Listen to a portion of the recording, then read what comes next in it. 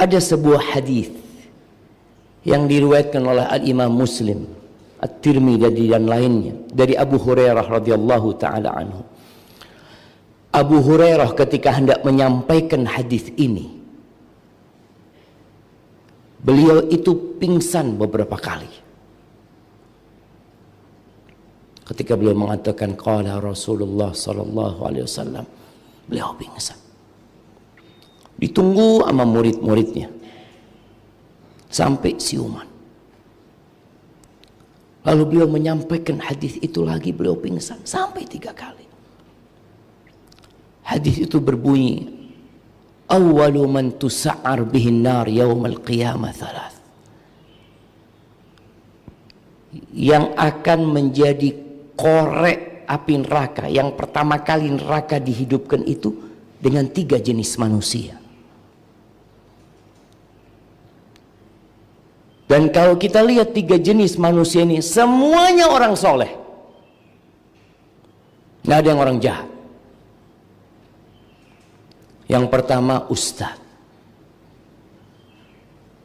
Api neraka itu akan dihidupkan dengan tubuhnya seorang ustaz, seorang imam, seorang guru, seorang yang alim. Kata Nabi SAW, alimun wa qari'ul Quran. Seorang yang berilmu, yang mengajarkan ilmunya, yang hafal Al-Quranul Karim. Fa'utiya bihi. Allah tidak serta-merta memasukkan hambanya ke dalam neraka. Semua insya Allah akan melewati persidangan di mana semua boleh membela dirinya, boleh mendatangkan saksi-saksi yang meringankan buat dia. Silahkan. Ketika didatangkan seorang yang alim dan hafal Quran ini, Allah mempertanyakan kepada dia tentang nikmat-nikmat yang Allah berikan. Fa'arafah. Orang ini tidak mengingkari. Orang ini mengatakan, iya ya Allah, semua nikmat yang disebutkan tadi Engkau telah berikan kepada aku. Lalu di sini muncul pertanyaan kedua. Fama amilta biha. Engkau gunakan buat apa nikmat-nikmat yang aku berikan kepadamu? Kata orang ini, ta'allamtu fika wa 'allamtun nas wa qara'tu fika al-Qur'an.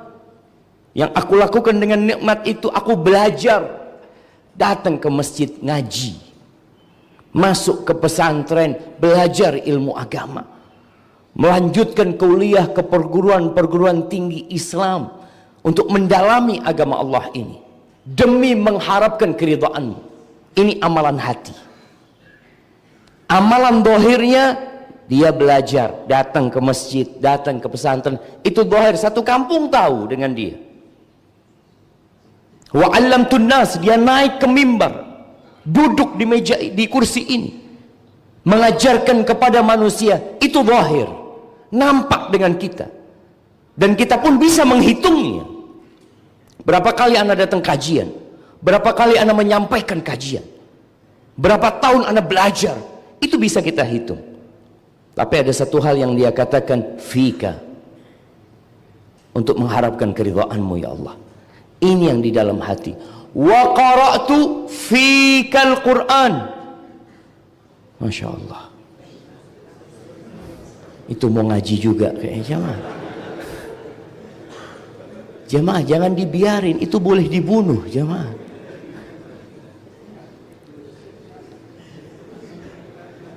Masya Allah. Sudah pergi jamaah.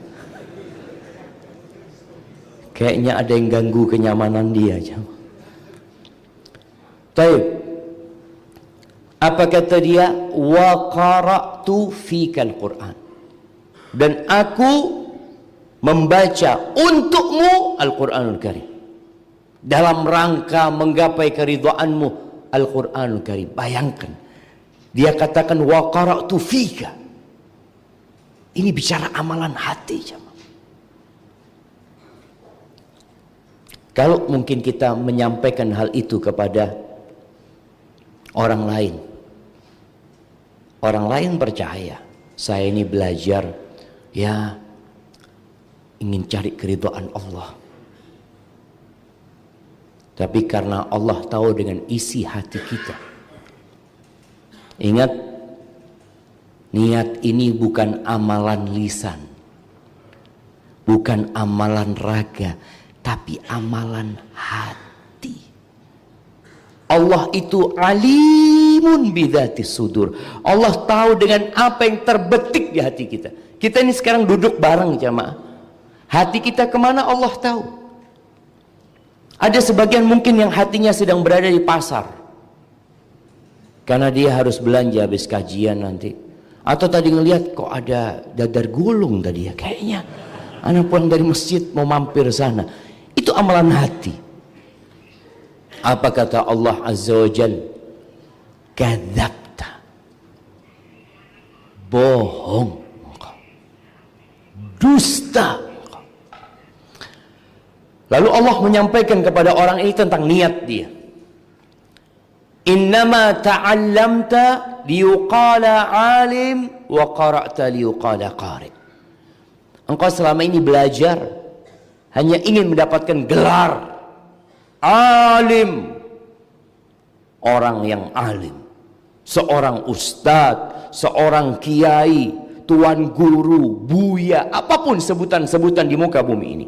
Engkau niat itu, dan engkau membaca Al-Quran, menghafal Al-Quran, liyuqala qari, supaya dapat sebutan orang yang membaca Al-Quran, qari, orang yang hafal Al-Quran. Waqad qil, kata Allah Azza wa Jalla, dan itu sudah disebutkan di muka bumi. Mungkin namamu disebut termasuk dalam daftar ulama-ulama, daftar ustadz-ustadz, para penghafal Al-Quran. Tulis, engkau sudah dapatkan itu di dunia. Maka kemudian Allah perintahkan kepada malaikat-malaikat untuk menyeret orang ini. Bayangin jamaah, dilemparkan ke neraka sebelum orang-orang lain masuk neraka. Itu yang pertama. Yang kedua, syahid, orang yang mati di medan perang dalam rangka menegakkan kalimat Allah Azza wa Jalla. Maka orang ini pun akan disidang. Mungkin orang ini di muka bumi dimakamkan di makam pahlawan. Mungkin orang ini di muka bumi selalu disebut nama-namanya oleh penduduk bumi. Bahkan mungkin namanya ditulis dengan tinta emas dalam sejarah. Seorang pejuang yang menegakkan agama Allah Azza wa Jalla. Disidang. Manusia memberikan gelar itu karena melihat zahirnya. Urusan hati, urusan Allah Azza wa Jalla. Ketika disidang, kembali Allah pertanyakan kepada dia nikmat-nikmat yang Allah berikan.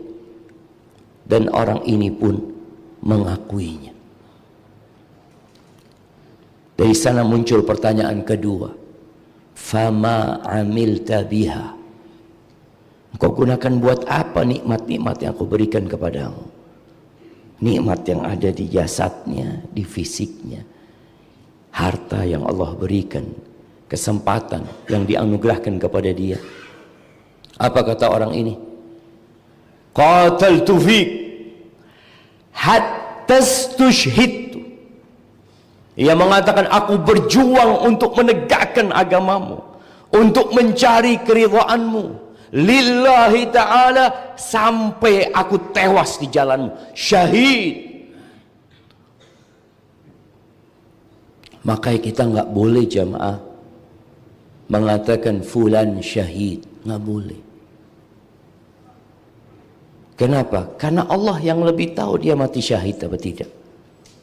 Karena bicara niat. Ada orang di masa Nabi SAW berperang bersama Nabi SAW. Nabi mengatakan huwa finnar, dia di neraka tempatnya. Padahal bersama para sahabatnya dia perang melawan orang-orang musyrikin. Iya. Tapi Nabi SAW mengatakan huwa finnar, Di neraka tempat orang itu. Maka nih orang ketika di sidang dia mengatakan, sampai aku tewas di jalanmu ya Allah. Apa kata Allah? Kadzabta, bohong. Bohong, dusta. Lisan ini pandai berdusta. Makanya nanti pada hari kiamat itu mulut dikunci, kulit berbicara, tangan dan kaki menjadi saksi. Terus Allah mengatakan, innama qatalta liyuqala jari wa qad qil. Engkau selama ini berjuang hanya untuk mendapatkan gelar pembela kebenaran, pejuang, pahlawan, pemberani. Wa qad qil, dan engkau sudah mendapatkan itu.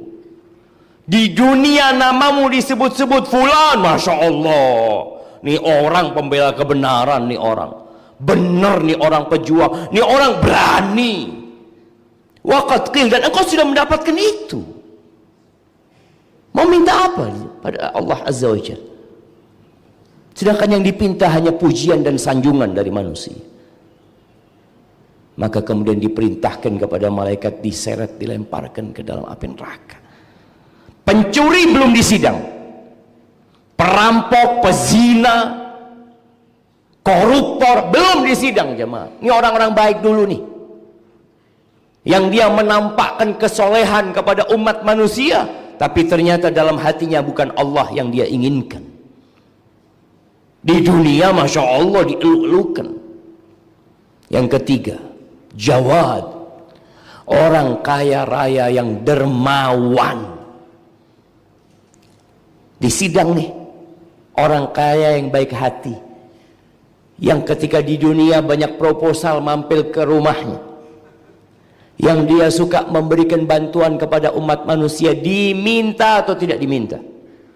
Ketika dia di sidang, Allah tanyakan tentang harta yang Allah limpahkan kepada dia, segala nikmat Allah kasih ke orang ini. Lalu Allah bertanya satu pertanyaan, orang ini ngakui semua, iya Allah, kau berikan semua itu kepada aku. Dan dia merasa baik, seperti yang pertama, kedua, merasa baik. Ketika ditanya, fama amil tabiha, apa yang kau gunakan dengan harta yang kau limpahkan kepadamu? Orang ini mengatakan, subhanallah jamaah, ma min sabilin tuhibbu an yunfaqa fi illa anfaqtu fihi lak. Tidak ada satupun jalan kebaikan yang engkau suka harta pemberianmu, rizki anugerahmu disodakohkan di tempat itu, melainkan aku sudah bersedekah, berbagi di tempat itu, laka, untukmu ya Allah, lillahi ta'ala. Betul, secara zahir masjid dia bangun, selesai masjid sini dia bangun masjid yang lainnya. Kalau bicara sodakoh, Masya Allah, kerabatnya selalu memuji dia karena orang yang peduli sama keluarganya. Janda-janda dia bangunkan rumah, anak-anak yatim dia berikan santunan, dia berikan minha dirasiyah, beasiswa untuk mereka supaya sekolah. Dia berangkatkan pegawainya umroh atau haji. Dia lakukan semua kebaikan yang berkaitan dengan harta. Dia katakan itu kepada Allah, tidak ada satupun jalan kebaikan, melainkan di situ ada jasa dia. Dan dia mengatakan, laka ya Allah, untukmu semua aku melakukan itu. Apa kata Allah? Kadzabta, bohong. Allah jamaah, masuk surga itu berat, perlu perjuangan. Bayangkan orang ini ya, kalau secara hitungan matematika, ya Allah, mungkin sudah miliaran yang dia infakkan, puluhan miliar mungkin yang keluar di jalan Allah, betul dia berikan di jalan Allah. Tapi yang jadi masalah, niatnya ternyata bukan untuk Allah. Allah mengatakan kadzabta, kita bohong. Ingat, semua nanti akan disidang berhadapan dengan Allah Azza wa Jalla. Laisa bainahu wa bainallahi turjuman. Enggak ada penerjemah. Kita sendirian sama Allah Azza wa Jalla. Enggak butuh Allah kasih saksi, ini fulan benar sedekah. Karena memang dia sudah ngakui dan Allah terima, fulan udah sedekah. Yang bangun masjid ini fulan, iya fulan, betul. Tapi yang jadi masalah amalan hatinya. Itu yang bakal dipertanyakan nanti. Maka ketika Allah mengatakan bohong, habis semua sedekah dia yang pernah dia lakukan. Lalu diperintahkan kepada malaikat dilemparkan ke neraka. Na'udzubillahi minan nar.